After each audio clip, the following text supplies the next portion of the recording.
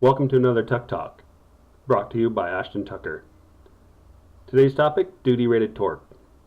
When building a clarifier or thickener, you'll hear many terms related to torque, and some of them might even have different meanings. So with so many contradicting meanings, it's no wonder it's confusing. The term duty-rated torque was established over 25 years ago to assure rigid mechanisms and to accommodate process upsets for short periods of time.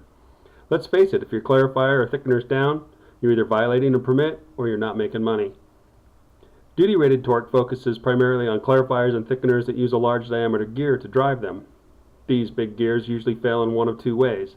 Either they wear out or they break due to some major event. It's easy to understand how gear failure would happen when there's simply too much stress. Stuff breaks. But to understand the other major failure mode, you need to understand a little bit more about fatigue. Fatigue failure is caused by repetitive motion or cyclic loading, like a pinion engaging with a gear, for instance.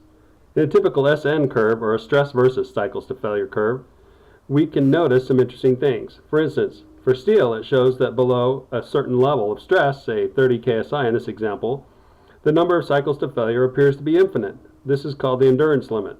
Below this stress level, fatigue is not even a concern. Fatigue on a gear results in pitting of the gear face, which can lead to higher stresses, which would lead to more pitting, until finally there's just not enough material left to withstand the stress and a catastrophic failure occurs. This SN curve also shows us why we don't use aluminum gears for things that need to last a long time. Since there's not a distinct endurance limit, fatigue is always a failure mode of concern for aluminum.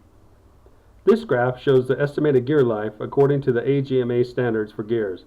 It looks surprisingly familiar to the SN curve we just saw. Below a certain stress, it appears that the gear will last forever. It'll never wear out. That's where we should run our steady state, steady flow condition. If there is an upset condition, then the system would stay online, but as you can see, the life of the system would be very short once you get above this endurance limit. For instance, if you were to run at 90%, you would expect the gear to last only 10 hours. It's easy to see that the lower the loading, the longer the AGMA predicted life.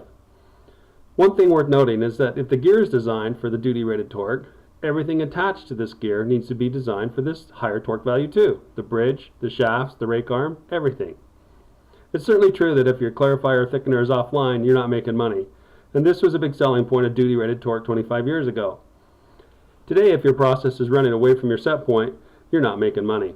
Sensors, operators, control systems, they all help keep the process within its operational parameters. You know sooner that something is wrong, and it is corrected much quicker, oftentimes before there's an appreciable change in operating torque at all. So for processes with good control, there's very little need to spend the extra money on the additional short-term capacity. A surge tank with a mixer may be less expensive than building everything to withstand the duty-rated torque. Some important things to remember are, every manufacturer will provide some method of avoiding the catastrophic overload condition. Every manufacturer can define the meaning of duty-rated torque in a way that suits them. The good ones will tie their definition to an AGMA standard. So to avoid the whole "my dad can beat up your dad" argument, choose an established criterion to evaluate the different options. AGMA rating, ISO rating, a published gearbox rating. The important thing is just to stay consistent. The most important consideration is where it will be running the most, at steady state, steady flow conditions. Well, that's it for today. Thanks for talking. Brought to you by Ashton Tucker.